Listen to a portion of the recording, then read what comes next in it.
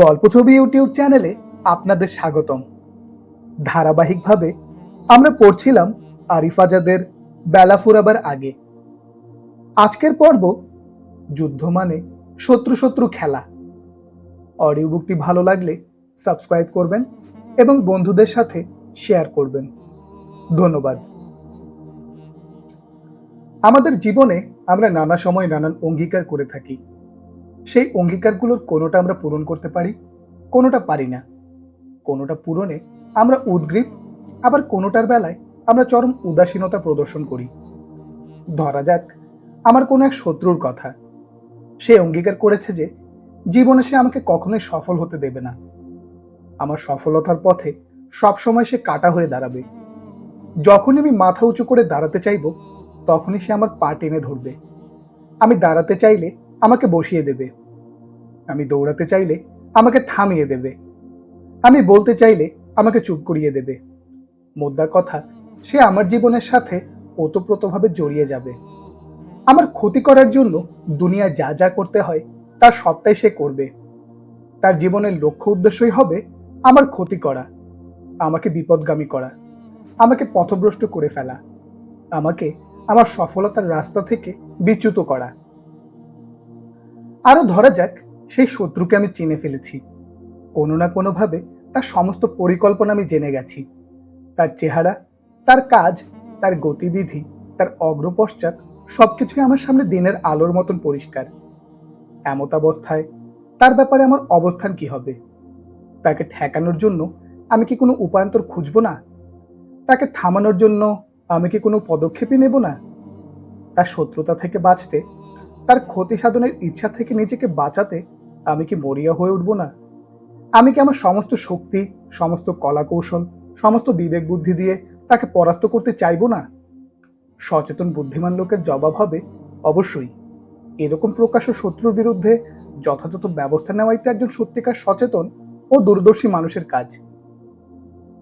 তাহলে এবার আপনাকে পরিচয় করিয়ে দিই আপনার জীবনের এমন এক শত্রুর সাথে, যার চাইতে বড় শত্রু আপনার জন্য আর কেউ নেই, যে আপনার জীবনের সফলতার পথে বাধা। অনন্ত জীবনের যে মহা সাফল্যের কথা আপনাকে আপনার রব শুনিয়েছেন, যুগে যুগে নবী রাসূলগণ যে মহা সাফল্যের কথা আপনাকে শুনিয়ে গেছেন, সেই সফলতার দরজায় আপনার জন্য দুর্গ সমান বাধা হয়ে দাঁড়িয়ে আছে যেই শত্রু, তাকে আপনি চিনতে চান না? আপনাকে আপনার রব চিনিয়ে দিচ্ছেন এভাবে: নিশ্চয়ই শয়তান তোমাদের প্রকাশ্য শত্রু। এবার আপনি আপনার প্রকাশ্য, আপনার জীবনের সবচেয়ে বড় শত্রু, আপনার সফলতার পথে সবচেয়ে বড় প্রতিবন্ধকতাকে চিনে ফেলেছেন। শুধু শত্রুকে চিনে ফেললেই তার শত্রুতা থেকে বাঁচা যায় না। তার কলা কৌশল, তার পরিকল্পনা, তার দুরভিসন্ধি, তার অসৎ অভিপ্রায় সম্পর্কে জানতে না পারলে শত্রু চিহ্নিতকরণের যে সাফল্য, তা ব্যর্থতায় পর্যবসিত হতে বাধ্য। আপনার রব আপনাকে এখনো হতাশ করেননি। তিনি কখনো তার প্রিয় বান্দাদের হতাশ করেন না। তিনি আপনাকে ভালোবাসেন। তাই তিনি কেবল আপনাকে শত্রু চিনিয়ে দিয়েই থেমে যাননি। বলেননি, শত্রুকে চিনিয়ে দিলাম, এবার তার পরিকল্পনা জেনে নিয়ে নিজেকে বাঁচিয়ে নাও। তিনি শত্রু চিনিয়ে দেওয়ার পাশাপাশি শত্রুর পরিকল্পনাও আপনার সামনে তুলে ধরেছেন। আপনাকে জানিয়ে দিয়েছেন আপনার সবচেয়ে বড় শত্রু আপনাকে নিয়ে কি ফন্দি আঁটছে। আপনাকে ঘিরে আপনার শত্রুর মহা পরিকল্পনা তিনি ফাঁস করে দিয়েছেন এজন্যই যে তিনি আপনাকে ভীষণ ভালোবাসেন। আপনি যাতে নির্বিঘ্নে শত্রুর হাত থেকে বাঁচতে পারেন, শত্রুকে পরাস্ত করতে পারেন, শত্রুর পরিকল্পনা জেনে তাকে ঠেকানোর যথাযথ পদক্ষেপ গ্রহণ করতে পারেন। হ্যাঁ, শয়তান আপনার সবচেয়ে বড় শত্রু, প্রকাশ্য শত্রু। আপনাকে ঘিরে শয়তানের রয়েছে কয়েকটা নীল নকশা। সেই নীল নকশাগুলোর ফাঁক ফোকর জেনে আপনাকে সামনে আগাতে হবে। আপনাকে মনে রাখতে হবে, সামান্য একটু পা ফসকালেই আপনি অতল গহ্বরে হারিয়ে যেতে পারেন। তাই অতি সাবধানে, খুব সতর্কতার সাথে আপনাকে পথ চলতে হবে। আপনাকে আরো মনে রাখতে হবে, শয়তান কখনোই আপনার মহান রবের চেয়ে বড় নয়। শয়তানের শক্তি কখনোই আপনার প্রতিপালকের শক্তির উপর বিজয়ী হতে পারে না। তবে এটা নিশ্চিত, শয়তান আপনার চেয়ে অধিকতর শক্তিশালী। শয়তানের চক্রান্তের কাছে আপনি নিতান্তই শিশু। শয়তানের পরিকল্পনার সামনে আপনার পরিকল্পনা স্রেফ খড়কুটোর মতন উড়ে চলে যাবে। তাই কখনোই এমন ধারণা করা উচিত নয় যে আপনি নিজ যোগ্যতায় শয়তানকে পরাস্ত করে ফেলতে পারবেন। এটা একেবারেই অসম্ভব। এমনকি আল্লাহর শক্তিশালী কালাম কুরআন মাজিদ পাঠের সময়ও আমরা বিতাড়িত শয়তানের কাছ থেকে আল্লাহর কাছে আশ্রয় প্রার্থনা করি, বলি আউযু বিল্লাহি মিনাশ শাইতানির রাজিম। আপনাকে ঘিরে আপনার প্রকাশ্য শত্রু, আপনার জীবনের সবচেয়ে বড় দুশমন শয়তানের চারটে মাস্টার প্ল্যান রয়েছে। কুরআনের সূরা নিসার মধ্যে আল্লাহ সুবহানাহু ওয়া তাআলা সেই চারটি পরিকল্পনা, সেই চারটি মাস্টার প্ল্যান বিবৃত করেছেন। শয়তান যখন তার দোষে আসমান থেকে বিতাড়িত হলো, যখন সে অভিশপ্তদের কাতারে নাম লেখালো, তখন সে মহান আল্লাহ সুবহানাহু ওয়া তাআলার সামনে চারটে অঙ্গীকার তথা শপথ করে। সেই চারটে শপথ সম্পর্কে আপনাকে অবশ্যই জানতে হবে। জাহান্নামের লেলিহান শিখা থেকে নিজেকে বাঁচানোর জন্যই আপনাকে জানতে হবে। শয়তানের প্রথম অঙ্গীকার ছিল, এবং আমি তাদের অবশ্যই পথভ্রষ্ট করব। শয়তান এ ব্যাপারে প্রতিজ্ঞাবদ্ধ যে সে আপনাকে পথভ্রষ্ট করবে। সে আপনাকে আপনার আসল পথ থেকে বিচ্যুত করবে। সে আপনাকে বিপদগামী করবে। শয়তান কিভাবে আপনাকে পথভ্রষ্ট করতে পারে সে ব্যাপারটা বোঝার জন্য আমরা সৃষ্টির একেবারে শুরুর দিকে একটা ঘটনায় আলোকপাত করতে পারি। আদম আলাইহিস সালাম এবং হাওয়া আলাইহিস সালামকে শয়তান কিভাবে জান্নাত থেকে বিচ্যুত করেছিল সেই ঘটনা আমরা কোরআন থেকে জানতে পারি। মজার ব্যাপার হচ্ছে, শয়তান যে জিনিসটা সবচেয়ে ভালো বোঝে সেটা হলো মানুষের সাইকোলজি। সে জানে মানুষ কিসে প্রলুব্ধ হয়, কিসে তার আগ্রহ। মানুষের সাইকোলজি বুঝেই শয়তান টোপ ফেলে। যেমন আদম আলাইহিস সালাম এবং হাওয়া আলাইহিস সালামকে সৃষ্টি করার পরে আল্লাহ সুবহানাহু ওয়া তাআলা তাদের জান্নাতে থাকতে দিয়েছিলেন, তবে সাথে জুড়ে দিয়েছেন একটা শর্ত, একটা নিষেধাজ্ঞা। জান্নাতের সবখানে তারা বিচরণ করতে পারবে, ঘুরে বেড়াতে পারবে, সবকিছুই ভোগ করতে পারবে, তবে নির্দিষ্ট একটা গাছের কাছে তারা যেতে পারবে না। এই নিষেধাজ্ঞা মেনেই আদম আলাইহিস সালাম এবং হাওয়া আলাইহিস সালাম জান্নাতে থাকতে শুরু করলেন। এই নিষেধাজ্ঞার ভেতর থেকেই শয়তান নিজের চালটা বের করে আনলো। জান্নাতের পরমানন্দে অভিভূত হয়ে যান আদম আলাইহিস সালাম এবং হাওয়া আলাইহিস সালাম। আহা, স্বপ্নও তো এত সুন্দর হয় না। সেই অপরূপ নৈসর্গিক স্বর্গোদ্যানে তারা খুব আনন্দের সাথেই দিন কাটাতে লাগলেন। এমনই আনন্দমুখর একটা দিনে একদিন ইবলিস শয়তান তাদের কাছে এলো, বলল, আল্লাহ যে তোমাদের ওই গাছটার নিকটে যেতে বারণ করলেন তার কারণ জানো? তার কারণ হলো, তোমরা যদি ওই গাছটার কাছে যাও এবং ওই গাছের ফল খাও তাহলে তোমরা ফেরেশতা হয়ে যাবে, নয়তো তোমরা এখানে চির অমর হয়ে যাবে। যাতে তোমরা ফেরেশতা বনে যাওয়া কিংবা চির অমর হওয়ার সুযোগ না পাও, সেজন্যই কিন্তু আল্লাহ তোমাদের ওই গাছের কাছে ঘেঁষতেও নিষেধ করেছেন। বলা বাহুল্য, সৃষ্টিগতভাবেই নিষিদ্ধ জিনিসের প্রতি মানুষের রয়েছে দুর্বার আকর্ষণ। তারা হয়তো ভাবলো, এত পরমানন্দ, সবখানে যাওয়ার, সবকিছু ছোঁয়ার, সবকিছু করার অনুমতি আল্লাহ সুবহানাহু ওয়া তাআলা দিয়েছেন, তাহলে কেবল ওই গাছটার নিকটেই বা কেন যেতে বারণ করলেন? কি এমন আছে ওই গাছটায়? বুদ্ধিতে শয়তান মানুষের চেয়ে আরো কয়েক কাঠি সরেস। সে আরো বলল, আমি কিন্তু তোমাদের শুভাকাঙ্ক্ষী, তোমাদের ভালো চাই বলেই কিন্তু কথাগুলো বললাম। শয়তান যার শুভাকাঙ্ক্ষী হয়ে যায় তার কি আর নতুন করে শত্রুর দরকার পড়ে? আদম আলাইহিস সালাম এবং হাওয়া আলাইহিস সালামেরও নতুন শত্রুর দরকার পড়েনি।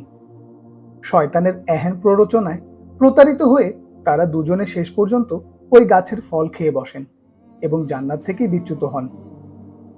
শয়তানের প্ররোচনার ব্যাপারটা খেয়াল করুন। সে কিন্তু খুব সাদাসিধে, স্পষ্টভাষী এবং হিতাকাঙ্ক্ষী সেজেই আদম আলাইহিস সালাম এবং হাওয়া আলাইহিস সালামের কাছে এসেছিল এবং তাদের সাইকোলজি বুঝেই তাদের জন্য টোপ ফেলেছিল। একটা নিষিদ্ধ জিনিসকে আকর্ষণের বস্তু বানিয়ে সেটার সাথে এমন দুটো জিনিসকে সে জড়িয়ে দিয়েছে যা ক্ষণিকের জন্য আদম আলাইহিস সালাম এবং হাওয়া আলাইহিস সালামের মনে জায়গা করে নিয়েছিল, ফেরেশতা হয়ে যাওয়া কিংবা চির অমর হয়ে থাকা। মুহূর্তে এই দুটোর জন্য প্রলুব্ধ হয়ে ওঠে তাদের মন। ফলে তারা তাদের কৃত ওয়াদা ভুলে যান এবং ওই নিষিদ্ধ গাছের ফল খেয়ে বসেন। বাস্তব জীবনে শয়তানের চালগুলো এমনই। সে মানুষকে এভাবেই বিভ্রান্ত, পথভ্রষ্ট করে থাকে। আপনার শত্রু বেশে শয়তান আপনার সামনে হাজির হবে না কখনোই। আপনার চিরহিতৈষী, চির শুভাকাঙ্ক্ষী সেজেই সে আপনার সামনে উপস্থিত হবে। প্রথমেই সে আপনার মন বুঝে নেবে। আপনি কোন জিনিসের প্রতি আসক্ত, আকর্ষিত সেটা জেনে নিয়ে সেই মোতাবেক শয়তান আপনার জন্য টোপ ফেলবে। আপনার মনে শয়তান এই ধারণার উদয় করিয়ে দেবে যে ধর্ম যার যার, উৎসব সবার। আপনাকে সে বোঝাবে, দেখো বাপু, হতে পারে দুর্গাপূজা হিন্দুদের উৎসব, সেই উৎসবে গেলে তুমিও যে হিন্দু হয়ে যাবে এমনটা কিন্তু কোথাও লেখা নেই। তুমি সেখানে গেলেই যে তোমার মুসলমানিত্ব নিয়ে টানাটানি পড়বে তাও না। এটাকে তুমি হিন্দুদের ধর্মীয় উৎসব হিসেবে না দেখে কেবল একটা সাধারণ উৎসব হিসেবেই দেখো। তোমার বাড়ির পাশের একটা উৎসবই মনে করো। মনে করো সেখানে একটা মেলা হচ্ছে, তোমার সাদা মনে তো আর কোনো কাদা নেই, তাই না? ওই দেবীকে তো তুমি পুজোও করছো না, তার পায়ে মাথাও ঠেকাচ্ছ না, কেবল একটু চিত্ত বিনোদনের উদ্দেশ্যেই যাচ্ছ। আরো কতজনই তো যায়, এতে কি তাদের জাত যাচ্ছে না ধর্ম লোপ পাচ্ছে? অথবা শয়তান আপনাকে ওয়াসওয়াসা দিতে পারে এই বলে যে পহেলা বৈশাখে মঙ্গল শোভাযাত্রায় বাঘ ভাল্লুক আর পেঁচার প্রতিমূর্তি মাথায় নিয়ে মিছিল করার মধ্যে খারাপ কিছু নেই, বরং এগুলো তোমাকে দুনিয়ার সাথে তাল মিলিয়ে চলতে শিখাবে। তোমার মতন কত মুসলিমই তো এসব উৎসবে যায়, তাদের কি ধর্ম চলে গেছে? নতুবা শয়তান আপনাকে বলবে, একজন পরনারীর সাথে বসে দুদণ্ড গল্প করলে, একটু সুখ দুঃখের কথা বললে, দুজনে কোথাও ঘুরতে গেলে, হাত ধরে পার্কে হাঁটলে পাপ হয় না। তুমি তো আর তার সাথে অনৈতিক কাজে জড়াচ্ছ না, তোমার মনে তো এরকম কোনো অসৎ অভিপ্রায় নেই, তুমি তো তাকে কেবল বন্ধুই ভাবো, ছোট বোনের মতোই দেখো। তাহলে তার সাথে এখন সম্পর্ক রাখতে দোষ কি? শয়তানের টোপগুলো এমনই, আপনার হিতাকাঙ্ক্ষী সেজে আপনাকে আপাত ভালো বুদ্ধি দিয়ে সে আপনাকে দুর্গাপূজায় নিয়ে ছাড়বে। পহেলা বৈশাখের বাঘ ভাল্লুক আর পেঁচার মূর্তি মাথায় পরিয়ে আপনাকে দিয়ে মঙ্গল শোভাযাত্রা করাবে। আপনাকে সে পরনারীর কাছাকাছি পাশাপাশি নিয়ে যাবে আপনার মনস্তাত্ত্বিক অবস্থা বুঝে। এভাবেই শয়তান মানুষকে পথভ্রষ্ট করে, যার ওয়াদা সে আল্লাহর সাথে করেছিল, এবং আমি অবশ্যই তাদের পথভ্রষ্ট করব। শয়তানের কৃত দ্বিতীয় ওয়াদা হলো, আমি অবশ্যই তাদের মধ্যে কামনা বাসনা বাড়িয়ে দেব। খুবই ভয়ঙ্কর একটা ওয়াদা।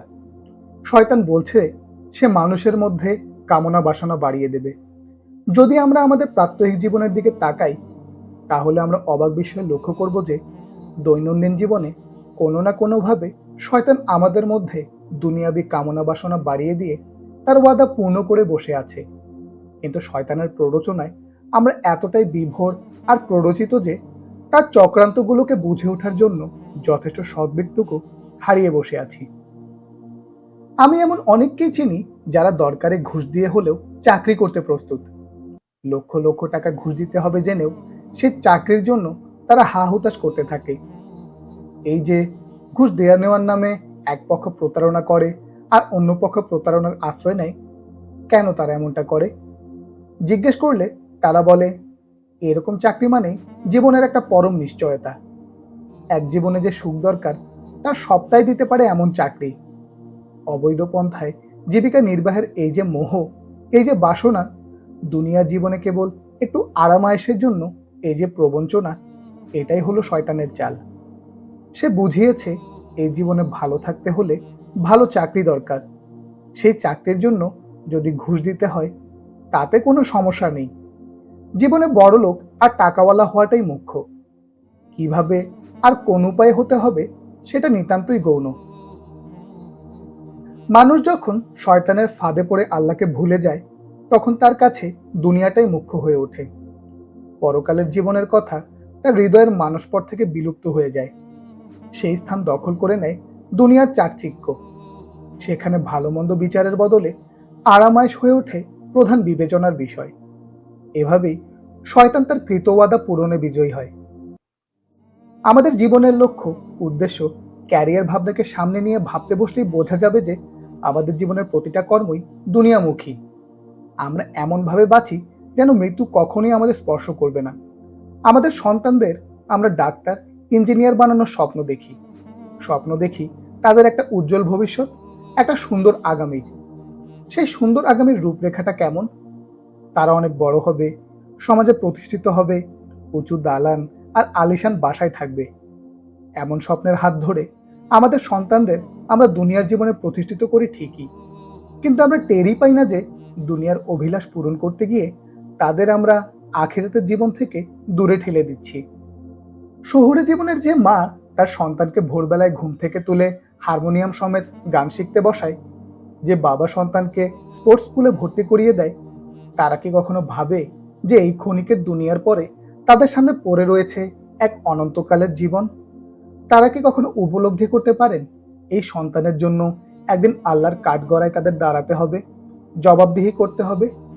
সম্ভবত পারেন না। পারেন না, কারণ শয়তান দুনিয়ার এক রঙিন চশমা তাদের চক্ষু যুগলে পরিয়ে দিয়েছে। সেই রঙিন চশমায় দুনিয়াটা বড্ড উপভোগের। সেই উপভোগের দুনিয়ায় হৃদয় থেকে আখিরাতের ভাবনা বিস্মৃত করে দিয়ে শয়তান তাদের দুনিয়ার কামনা বাসনা প্রতিস্থাপন করে রাখে। এভাবেই জিতে যায় শয়তান, হেরে যায় মানুষ, হেরে যাই আমরা। শয়তানের তৃতীয় ওয়াদা ছিল, এবং আমি তাদের নির্দেশ দেব, ফলে তারা জন্তু জানোয়ারদের কান ছেদন করবে। এই আয়াতটির ব্যাপারে তাফসিরগুলোতে বেশ সুন্দর ব্যাখ্যা এসেছে। তাফসিরে বলা হয়েছে, প্রাক ইসলামী যুগে প্যাগানদের মধ্যে একটা ভারী অদ্ভুত সংস্কৃতি চালু ছিল। প্যাগানরা জন্তু জানোয়ারদের ধরে তাদের কান কেটে, বিভিন্ন অঙ্গ প্রত্যঙ্গ কেটে সেগুলোকে বেঢপ বানিয়ে ফেলত এবং পরে সেগুলোর পূজা করত। সেগুলোকে স্রষ্টার দূত, বিভিন্ন দেবদেবীর দূত বলে প্রচার করত। মূলত ধর্মের বিকৃতি সাধন করাই ছিল তাদের উদ্দেশ্য। শয়তান এমন ব্যাপারকেই উদ্দেশ্য করে বলছে সে মানুষকে দিয়ে ধর্মের বিকৃতি ঘটিয়ে ছাড়বে। আজকে আমরা ধর্মকে বিকৃত করছি না? সেকুলারিজমের নামে আমরা কি বলছি না ধর্ম যার যার, উৎসব সবার? অসাম্প্রদায়িকতার নাম ভাঙিয়ে আমরা কি অমুসলিমদের পূজা পার্বণে যোগ দিচ্ছি না, যা আল্লাহ ও তার রাসূল সাল্লাল্লাহু আলাইহি সাল্লাম স্পষ্ট করে আমাদের জন্য হারাম করেছেন? পহেলা বৈশাখে মঙ্গল শোভাযাত্রার মতন ব্যাপারগুলোকে ধর্মের সাথে অসাংঘর্ষিক ভাবছি। নিজেদের যা ভালো লাগছে, নিজেদের খেয়াল খুশিকে ইচ্ছে মতো ব্যবহার করে দিন শেষে আমরাই আবার ফাতোয়া তালাশ করছি অমুক জিনিস করা যাবে না, তা কোরআনের কোথায় বলা আছে? শুধু কি তাই, নতুন নতুন বিদাত চালু করেও ধর্মকে আমরা বিকৃত করে চলছি রোজ। আল্লাহ এবং তার রাসূল সাল্লাল্লাহু আলাইহি সাল্লাম আমাদের জন্য নির্ধারণ করেননি এমন সব কাজ আমরা করি যা প্রকারান্তরে ধর্মকে বিকৃত করা।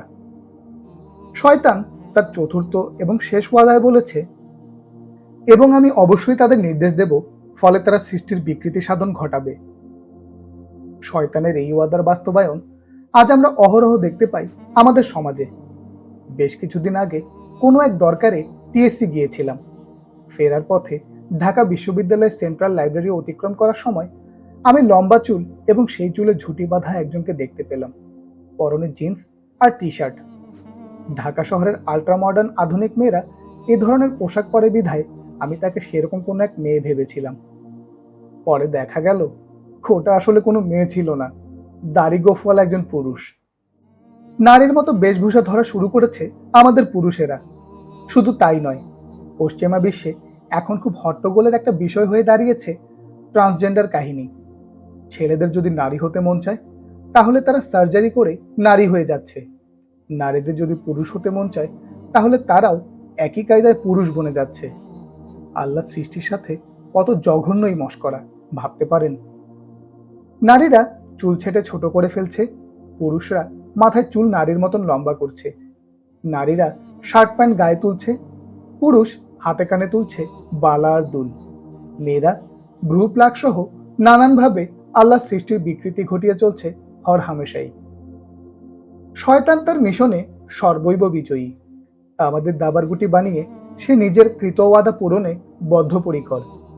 সে নিজে তো ধ্বংসপ্রাপ্ত আর অভিশপ্ত, তবে সে একা ধ্বংস হতে চায় না, একাই অভিশপ্ত থাকতে চায় না। সে চায় আল্লাহর বান্দাকে তার রহমত থেকে দূরে সরিয়ে তাদেরও অভিশপ্ত আর ধ্বংসপ্রাপ্ত করে ছাড়তে। তাই আল্লাহ বলেছেন, আর আল্লাহকে বাদ দিয়ে যে শয়তানকে বন্ধু হিসেবে গ্রহণ করে সে স্পষ্ট ক্ষতিগ্রস্ত। শয়তান আমাদের শত্রু, প্রকাশ্য শত্রু। সে আমাদের সাথে এক মহাযুদ্ধে অবতীর্ণ, আর যুদ্ধ মানেই হলো শত্রু শত্রু খেলা। সেই খেলায় আমাদের জিততে হবে, হারাতে হবে শত্রুকে, পর্যুদস্ত করতে হবে শয়তানের সমস্ত চক্রান্ত। আমাদের বাঁচানোর জন্য আল্লাহ সুবহানাহু ওয়া তাআলা শত্রুর পরিকল্পনা আমাদের সামনে মেলে ধরেছেন, বলে দিয়েছেন কোন কোন উপায়ে, কোন কোন কৌশলে, কোন কোন রঙে ঢঙে শত্রু আমাদের সামনে আসতে পারে। এবার আমাদের পালা। শত্রুর হাত থেকে বাঁচতে আমাদের হতে হবে সংকল্পবদ্ধ। সর্বতোভাবে পরাজিত করতে হবে তাকে, নয়তো আমরা হারিয়ে যাব এক নিকষ কালো অন্ধকারের মাঝে।